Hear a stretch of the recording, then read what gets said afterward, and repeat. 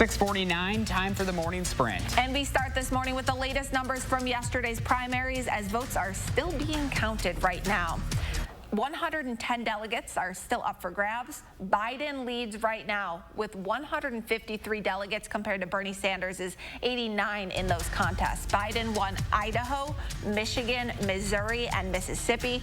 Sanders currently leads in North Dakota and Washington state, but those races are still too close to officially call. These are the numbers for total delegates. Remember that a candidate needs 1,991 for the nomination.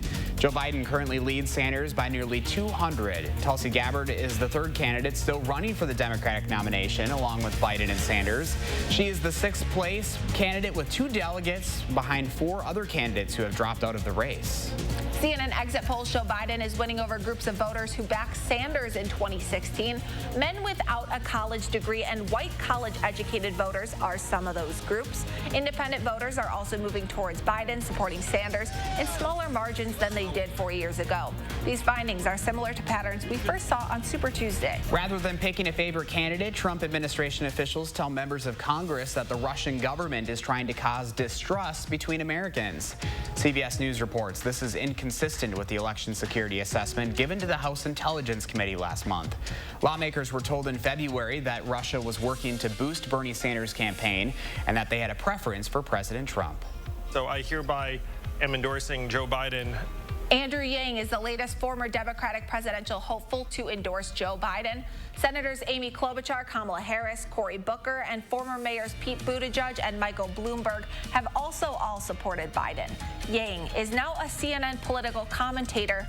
He ended his presidential run last month after the Iowa caucuses. The Democratic National Committee is taking preventative measures against the coronavirus, announcing this Sunday's debate in Arizona between Biden and Sanders is still happening, but won't have any audience members. That debate is set for 7 p.m. on Sunday and will be hosted by CNN and Univision. Despite making changes to the upcoming debate, the DNC says the summer convention in Milwaukee is not at risk of being canceled. In an interview with NPR, Chairman Tom Perez said he's confident the convention will go on as planned despite concerns about mass gatherings during the coronavirus outbreak. The convention is scheduled for July 13th through 16th. President Trump is also still planning on heading to Milwaukee. He'll hold a campaign rally there next week for the launch of his Catholics for Trump coalition. CNN reports the president privately insists that his schedule stays the same despite health officials' warnings about large gatherings in the U.S. That event is set for March 19th at the Wisconsin Center starting at 4 p.m.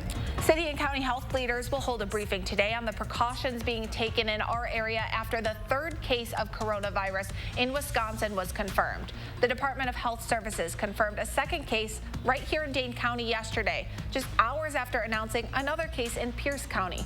We will be live streaming that briefing on channel3000.com and on our social media pages starting at 11:30. We practice for this type of thing all the time. Officials at SSM Health want you to call ahead before going in for a visit if you think you're at risk. This allows staff to already be dressed in protective gear when they meet you at the entrance. It also isolates you from other patients, minimizing the risk of others getting sick. You could have more time to file your taxes because of the coronavirus. The New York Times reports the Treasury and White House have been talking about pushing back the tax deadline past April 15th.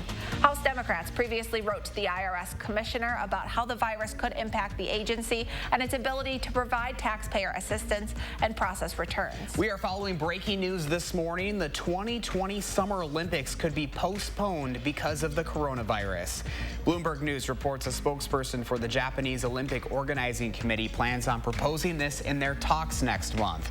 The games could be pushed to 2021 or 2022 if they're not held as scheduled.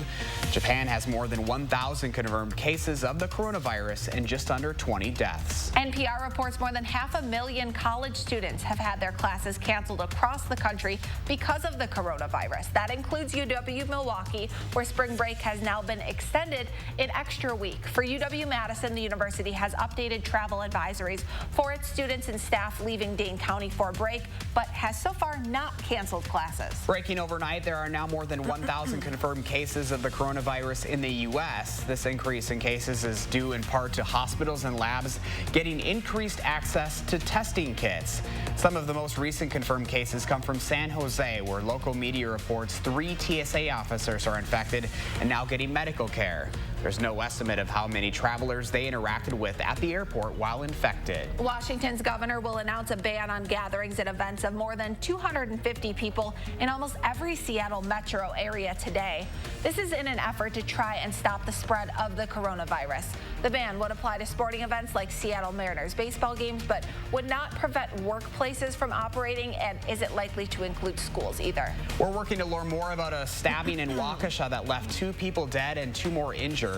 It happened around 6:45 last night. The sheriff's office says 4 people were stabbed at a home near Oak Grove Lane and Greene County Road.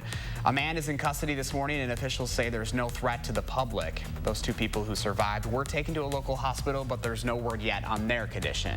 The FBI is investigating how a Wisconsin school district was scammed out of more than $800,000. The West Allis West Milwaukee School District thought it was sending money to the company behind a construction project, but the company didn't notice the email address was fake with 2 N's instead of an M in C.G. Schmidt. Local police think the money was transferred overseas, which is why the FBI is now taking over.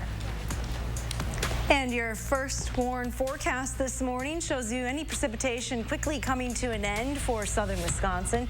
We do have some fog, though. Visibility down to 2 miles here in Madison, about a half a mile west of the capital city as well. So be careful, plan a little extra time to get to your destination this morning.